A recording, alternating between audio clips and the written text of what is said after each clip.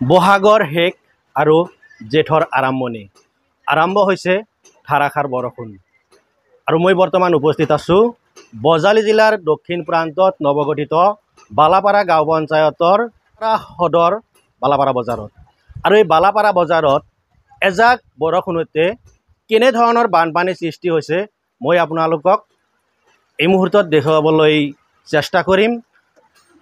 মই কেমেৰা পাৰ্চনত পোনপ্ৰথমে মই দেখুৱাবলৈ চেষ্টা কৰিছোঁ যে এজাক বৰষুণতে বালাপাৰা বজাৰত কেনে ধৰণৰ বানপানীৰ সৃষ্টি হৈছে।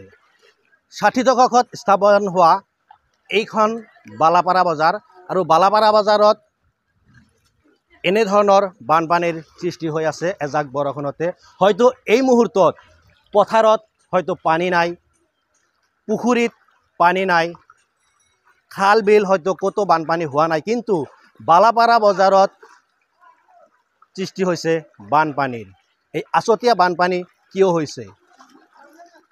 পঞ্চায়ত প্ৰতিনিধি আহিছে, প্ৰতিনিধি গৈছে, কিন্তু বালাপাৰা বজাৰত উন্নয়নৰ ক্ষেত্ৰত যেন প্ৰতিনিধিসকলে অলপো কাম কৰা নাই আৰু যাৰ ফলত এনে ধৰণৰ বানপানীৰ সৃষ্টি হৈছে বালাপাৰা বজাৰত।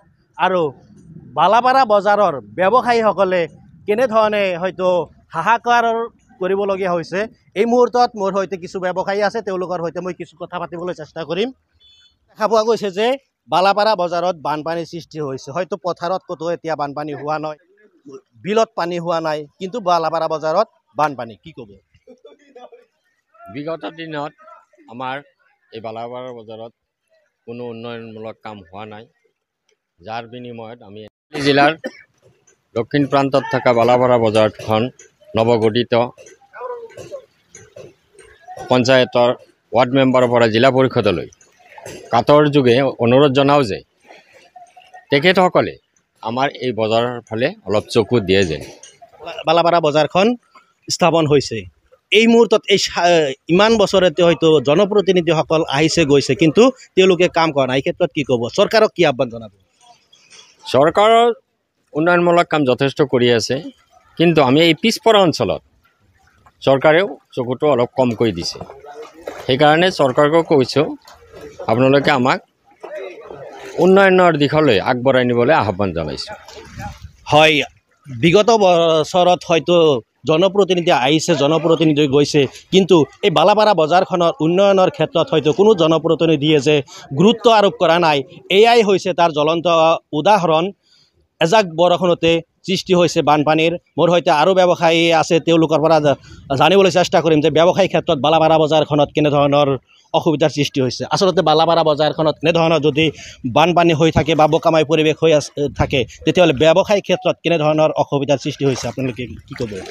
হয়, বহুত অসুবিধাৰ সন্মুখীন হ'ব লাগে দোকানীবিলাকে, যিহেতু এনেকুৱা পৰিস্থিতিত কোনো কাষ্টমাৰ আহিব নোখোজে। ধৰক আমাৰো বহুত অসুবিধা হয়, চলা ফিৰাত মাল নামা বা গাড়ী সোমোৱা বহুত অসুবিধা হয়। সেইকাৰণে মই এইটো আহ্বান জনাইছোঁ যে দল প্ৰতিনিধি সকলো 5 বছৰ মূৰে মূৰে বদলাই থাকে।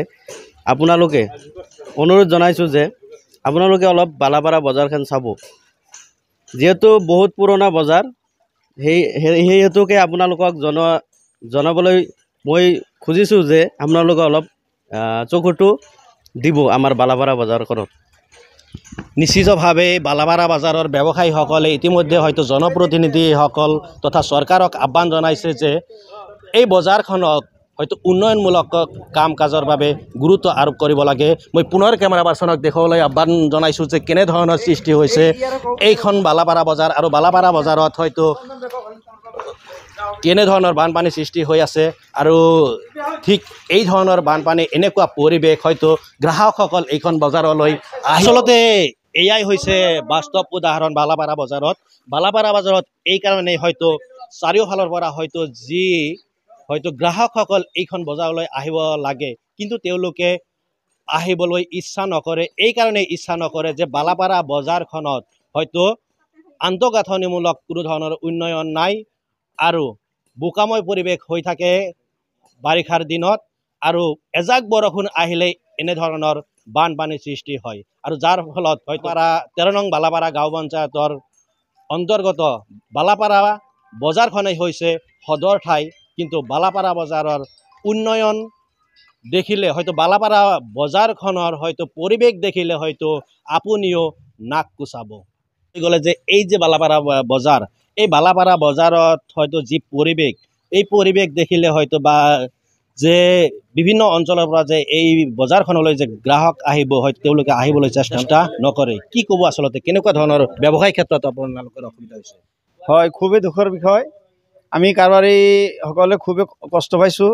বিভিন্ন অসুবিধাৰ কাৰণে, বজাৰৰ যাতায়াত অৱস্থা অসুবিধাৰ কাৰণে গ্ৰাহকৰ ভিৰটো কমি গৈছে।